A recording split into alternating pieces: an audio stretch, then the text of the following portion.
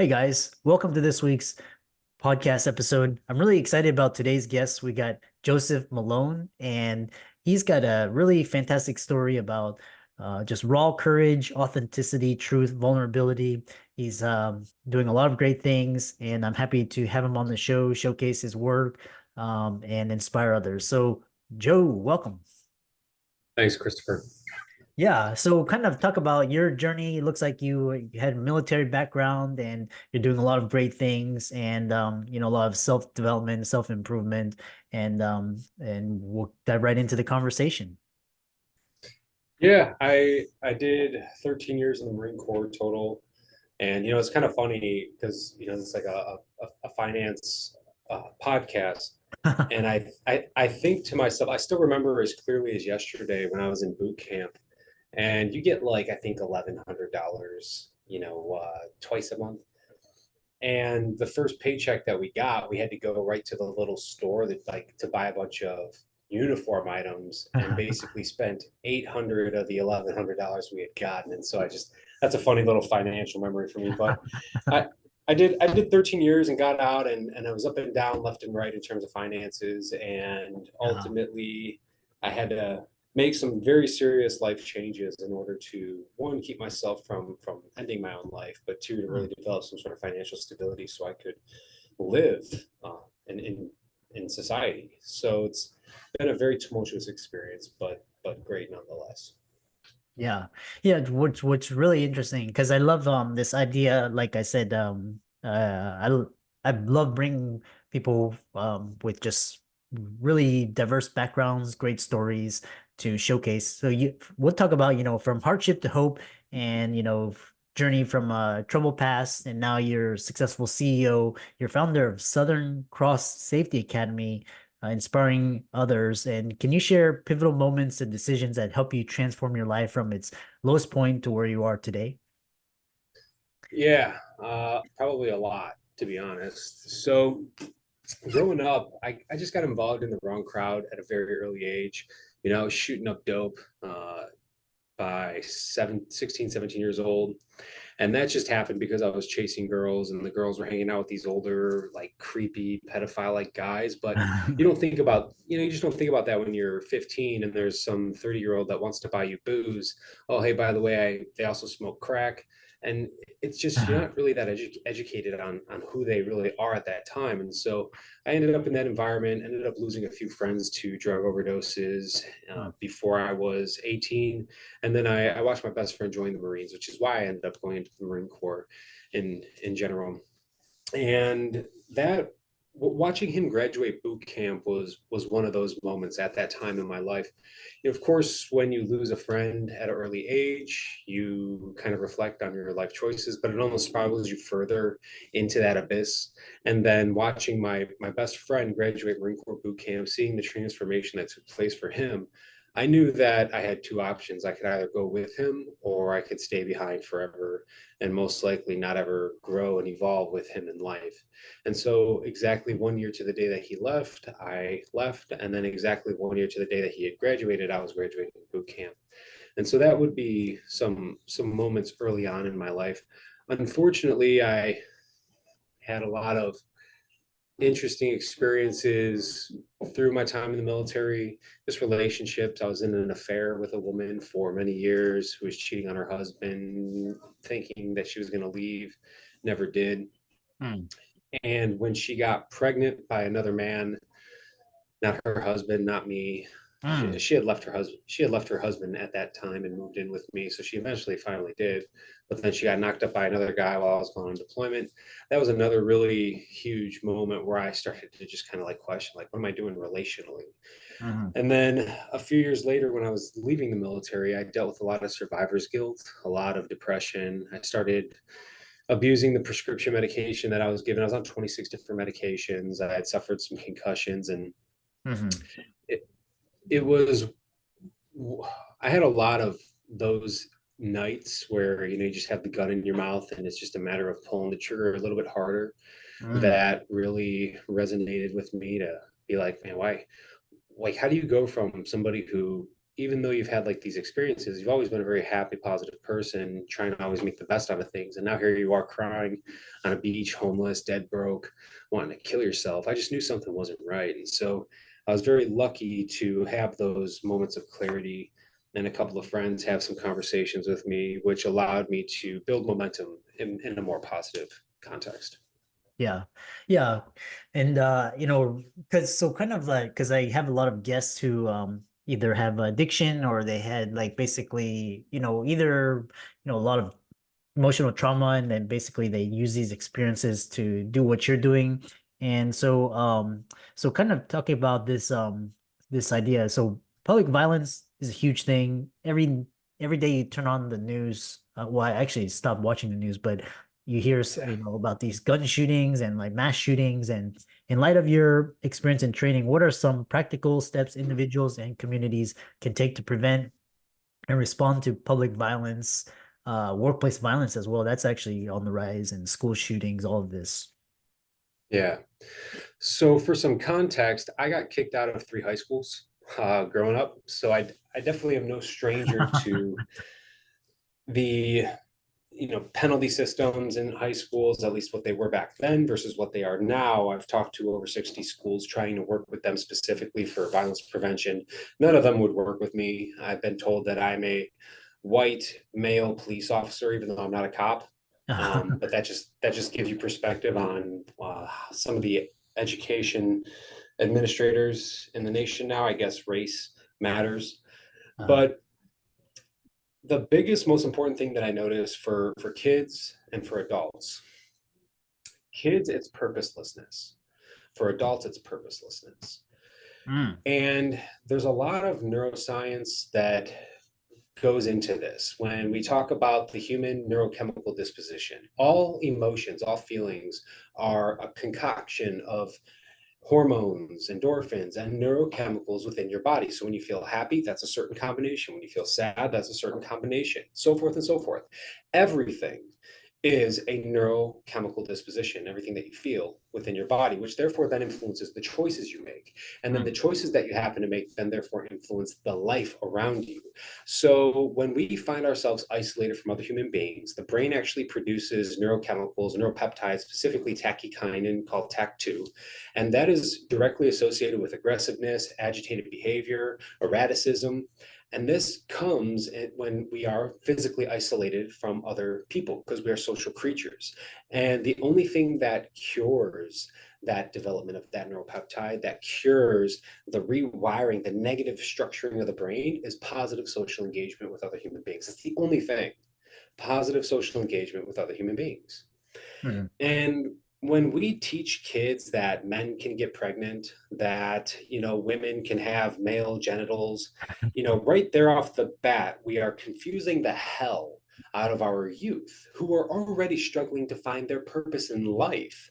And I don't know if you remember what it was like for you as a kid, but for me, it was just like, dude, like, what is my purpose? Why am I here? Who am I as a human being? Now you want to throw that into the mix of everything, and it's just like, oh, great, good luck figuring anything out. You know, women have penises, like that stuff is just crazy. And there's a lot of reasons as to why I believe that that narrative is being pushed out specifically to the American people within American society, American culture. It's to destabilize the nuclear family. That's a kind of a different podcast in itself, I think, based off of our foreign enemies. But the point of this all is that when we confuse kids, we make it difficult for them to develop a sense of purpose. And when we isolate our children from one another, whether it be via social media, computers, or actual restricting their ability to see their peers through COVID and stuff, then we're creating the perfect neurochemical concoction within them to do what?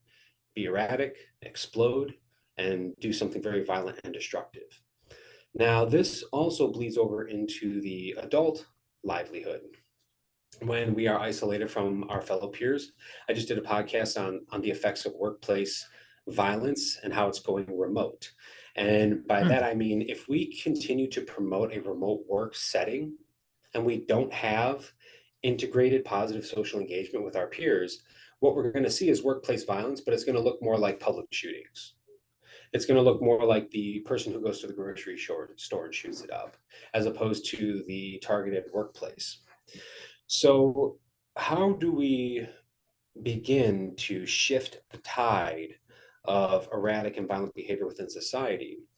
And it comes down to, first and foremost, letting kids deal with some adversity on the playground. We've shielded them from bullying so much that they don't even know how to deal with those types of conflicting emotions. I mean, I've been beat up, punked out, so many times as a kid. I had to learn how to persevere through that tide of like confusion within myself. Like, who am I? Developing confidence, developing yourself, developing purpose.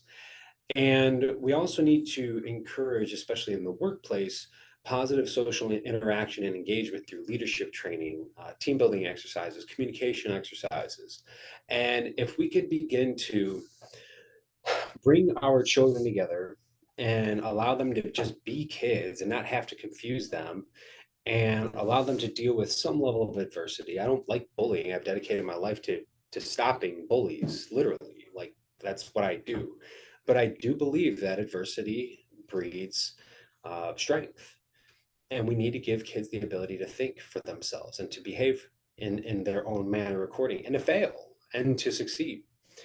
And if we can allow kids to develop a sense of purpose at an earlier age and a sense of identity, then that will carry over into the adult workforce. But for the adult workforce now, and for public and violence now, and again, this is a very short, very condensed answer.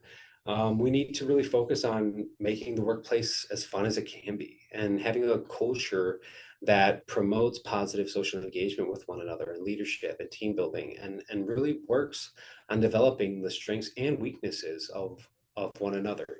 That is a very niche way that we could approach it. We could talk about news, media, external conditioning, and the effects that when we look at something repetitively every single day, what that does to our brain and our body. But I think I'll kind of just leave it as succinct as I possibly can for now. Yeah. Yeah, really interesting. And so you then because public violence, that's one thing in and of itself. And then talk about mental resilience and situational awareness. And you emphasize the importance of these two traits in personal safety, and how can an average person develop these skills, and what are some common misconceptions about them?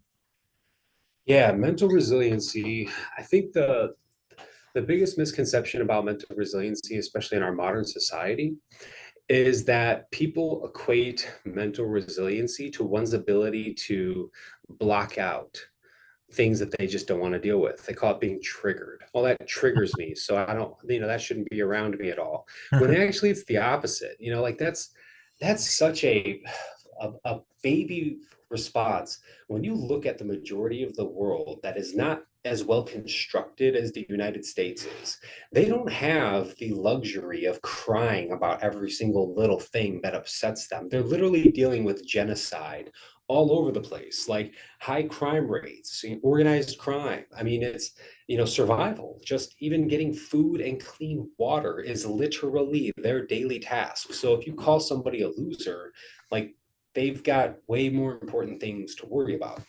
Uh-huh. So I think it's been misconstrued as like, oh, we just need to block everything out that triggers us.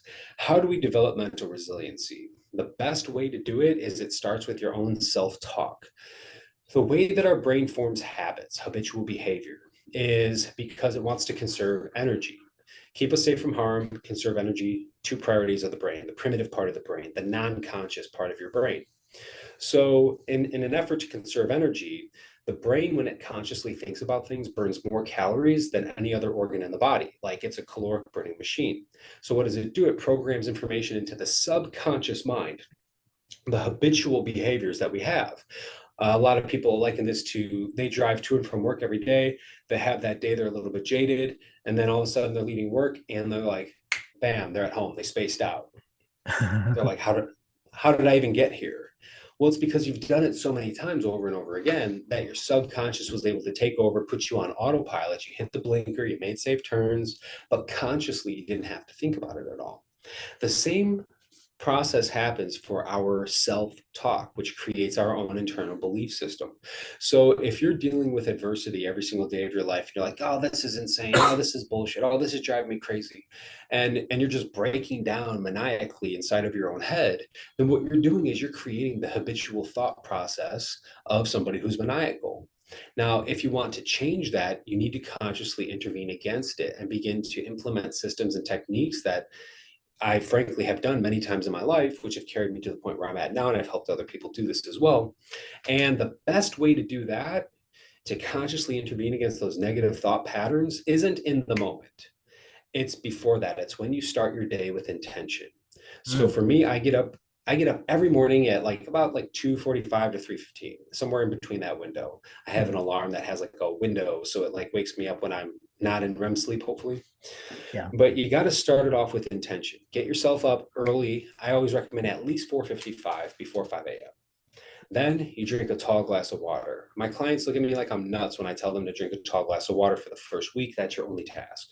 They're like, what? And I'm like, yes, because you're beginning to mold and restructure and rewire neurons in your brain that start your day off with intention. And when you start your day off with intention and you accomplish those goals, you're building momentum in a positive direction. I call this the realignment. So we have the true self, which is the maximum version potential of ourself in this life. And then we have the actual self. And the actual self falls further and further from the true self. With every promise that we break, with everything we say we're going to do that we don't do. Oh, I know I should do this, but I don't do that.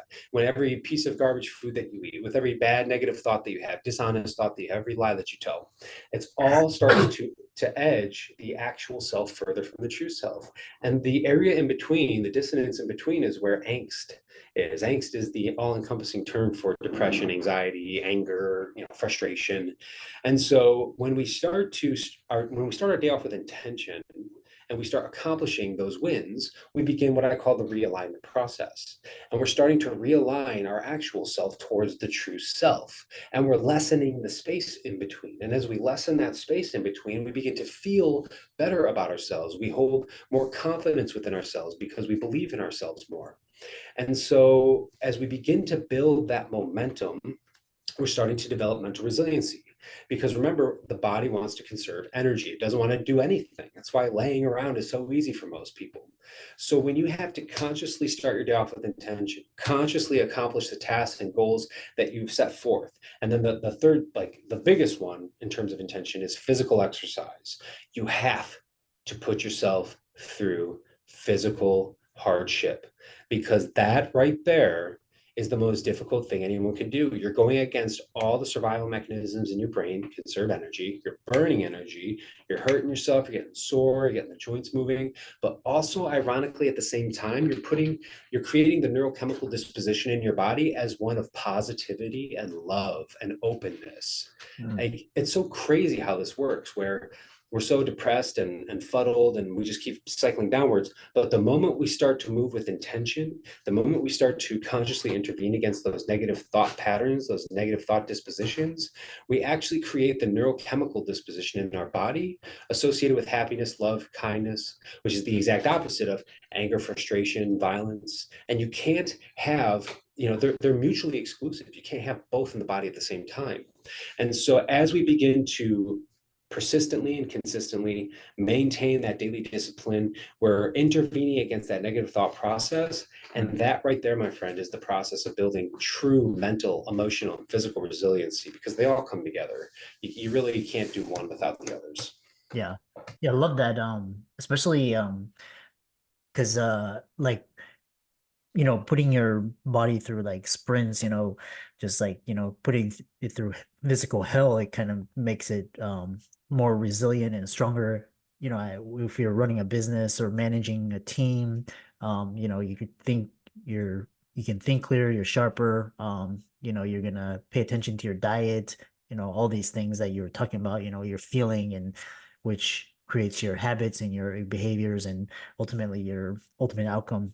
Really, I love this idea of starting the day out with intention. How can people check out your social media, reach out to you, see the work that you're doing? I know you do a lot of public speaking and keynotes, and contact you. Yeah, Instagram, Joseph Malone official. That's the one I would say that I'm most active on. It's not my biggest. The biggest one's TikTok, but I don't even know what my name is on TikTok, to be honest. And then joemalonetraining.com. That's the new website that we're building out right now. That's where we have the Lethality University registration, where we walk people through this process, and I work with clients one-on-one, and we help them to stop their downward cycle and to level themselves out, and then build that mental, emotional, physical resiliency back upwards towards that realignment. Yeah, JM Training is the TikTok. Thanks for that, Sam. Yeah. Yeah. And for all the audience out there, let's thank Joe for coming on, sharing a really incredible story, transformation, turnaround, all of his ideas, really inspiring. All of his resources will be in the links and show notes. And with that, thanks so much for coming onto the podcast. Cool. Thanks, Christopher. Appreciate it, man.